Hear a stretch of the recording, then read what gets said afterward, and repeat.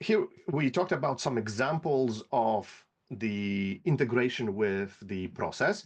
Now let's have a quick look at some tools for the front line. And here we've got I'll show you some examples of tools that can be used before, during, and after the work is done.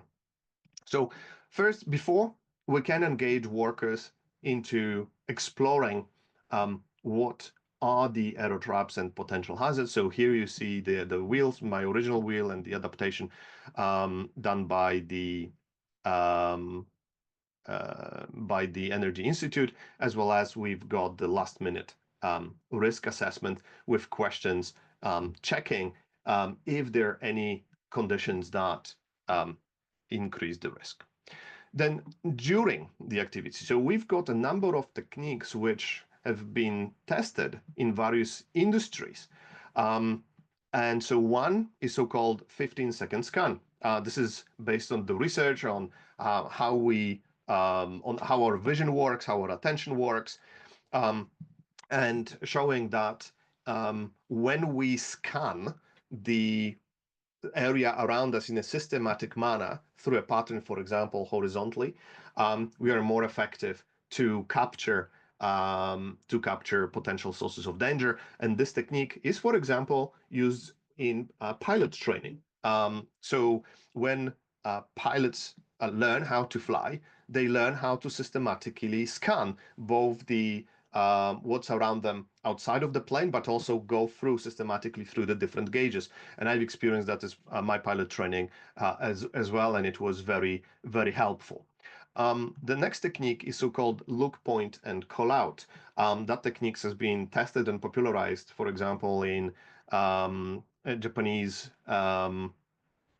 among the Japanese train drivers to reduce the risk of crossing on the red signal. And here it is a way of pointing attention and focusing the cone of attention on a specific point, and then verbalization helps to activate some cognitive processes that help to reduce the likelihood of error. And I often use that even when I fuel my car. So to prevent the mix-up of the gasoline and diesel, I say, okay, this is diesel, point to the car, diesel, and then that give me that additional confirmation. It is a behavioral technique for self-management for error reduction. And there are some other techniques like self-check, peer check, and we added also criteria for stopping the job. Those are behavioral techniques based on the skill. So what is important to emphasize, it's if anyone wants to use it, is not as simple as just ask people, oh, just do the 50-second scan. This actually skill that needs to be practiced and developed into a habit to work effectively. And then we've got the after. So after we've got an independent verification, meaning there is someone else who didn't do the job itself, comes to the area and verifies that everything is okay.